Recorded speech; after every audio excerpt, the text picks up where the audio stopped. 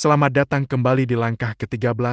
Channel ini menyajikan pembahasan tentang berbagai kasus nyata, peristiwa tragis, hingga kisah yang jarang terungkap. Kami berusaha menghadirkan informasi secara objektif, berdasarkan fakta yang tersedia. Jika Anda tertarik dengan konten investigasi, dokumenter, dan cerita kehidupan nyata, Anda berada di tempat yang tepat. Oke, tanpa berlama-lama, marilah kita bahas kasusnya. Dini hari, Kamis, 27 Juni 2024, sekitar pukul 3:15, kota kecil Kabanjahe, Kabupaten Karo, Sumatera Utara, masih terlelap. Namun, di persimpangan Jalan Nabung Surbakti dan Jalan Irian, Kelurahan Laucimba, sebuah rumah sederhana akan menjadi saksi bisu dari tragedi yang tak terlupakan. Rumah itu milik seorang wartawan Tribrata TV, Riko Sempurna Pasaribu, 47 tahun. Di dalam rumah, ia bersama sang istri, Elfrida Boru Ginting, 48 tahun, putra mereka, Sudi Investi Pasaribu, baru 12 tahun, dan cucu kecil, Loin Situngkir, tak lebih dari 3 tahun. Beberapa bulan sebelumnya, Riko menulis laporan yang berani, mengungkap praktik perjudian ilegal di Jalan Kapten Bom Ginting, hanya 30 meter dari markas Batalion Infanteri 125. Simbisa, laporannya menyebut keterlibatan oknum TNI, Koptu, HB. Ancaman datang, tekanan muncul, bahkan ada permintaan resmi untuk menghapus berita tersebut. Namun, Riko menolak, karena baginya, kebenaran tidak untuk dijual. Dan malam itu, kebenaran dibalas dengan api. 3 orang bebas Ginting alias Bulang, seorang residivis kasus pembunuhan tahun 1982. Yunus Syahputra Tanjung dan Rudi Api Sembiring.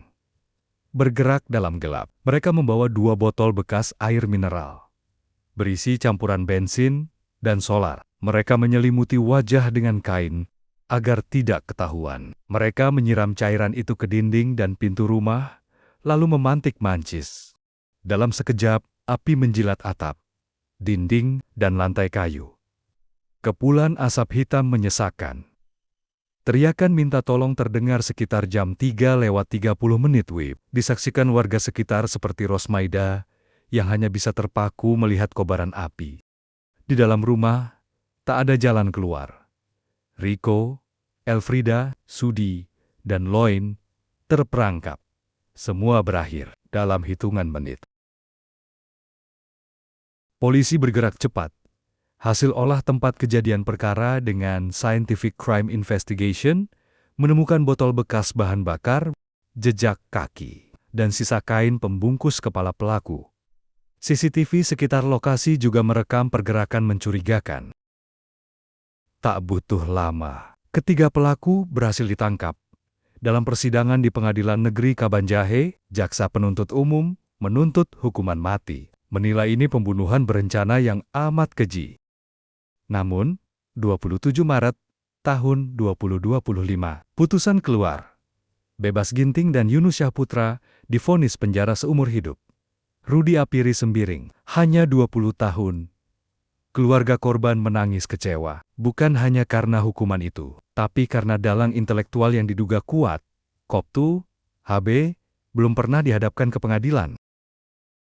Dewan Pers, Komite Keselamatan Jurnalis Sumut, dan LBH Medan lantang menyatakan, ini bukan sekadar pembunuhan, ini pesan teror bagi semua jurnalis di negeri ini.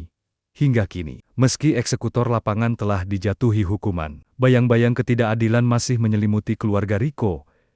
Nama Riko Sempurna Pasaribu kini menjadi simbol perlawanan terhadap pembungkaman pers, dan pertanyaan itu masih menggantung di udara. Sampai kapan kebenaran harus dibayar dengan nyawa? Pesan yang bisa diambil dari tragedi pembunuhan Riko Sempurna Pasaribu adalah bahwa kebenaran dan integritas seringkali memiliki harga yang mahal, bahkan nyawa. Namun, tanpa orang-orang yang berani bersuara seperti Riko, kebusukan dan penyalahgunaan kekuasaan akan terus tertutup rapat. Kasus ini juga mengingatkan bahwa perlindungan terhadap jurnalis bukan hanya tugas hukum, tapi juga kewajiban moral masyarakat agar suara kebenaran tidak padam oleh ancaman dan kekerasan. Dan yang terpenting, keadilan sejati tidak berhenti pada menghukum pelaku lapangan dalang di balik layar, harus diungkap, atau luka itu akan terus terbuka. Terima kasih sudah menemani cerita ini sampai akhir. Jangan lupa jaga diri, hargai setiap momen bersama orang-orang tercinta, dan yang paling penting, subscribe agar kita bisa terus berbagi cerita. Sampai jumpa di video berikutnya.